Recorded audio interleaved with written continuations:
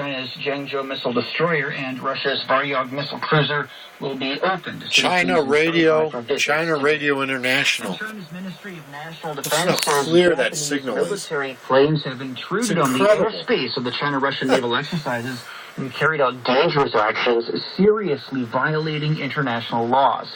It says 2 Japanese airplanes intruded into the East China Sea Air Defense Identification Zone on Saturday morning to scout and interfere with the naval drills. Chinese warplanes took off instantly to take the necessary identification and preventative measures. The ministry says Japan's actions could have easily caused a misunderstanding and even led to some kind of an incident.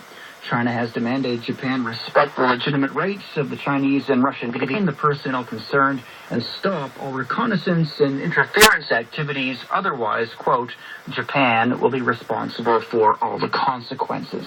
It's 19 past the hour. Join us on WeChat for more on the latest news and information from around the world.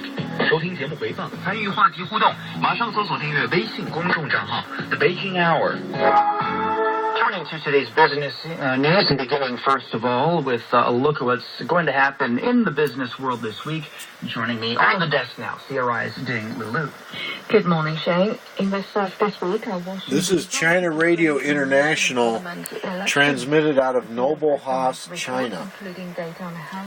And listen how clear this signal is. It just blows my mind. The attention of investors in the coming days. The rise of anti-EU parties in Northern Europe. It's like make it harder for the European Union. if you couldn't pick up one of your local FM radio stations like this. This is amplitude modulated. Italian and Spanish inflation numbers on Friday may reinforce the case for more easing of the coming week. In contrast to the European Central Bank, both 20 over S20 and the Federal Reserve are considering their way out of their stimulus programs as their economies recover. That's amazing. Britain has said it will use mortgage lending controls to cool the housing sector before resorting to interest rate hikes. But the U.S. housing market may yet require more help from the Fed.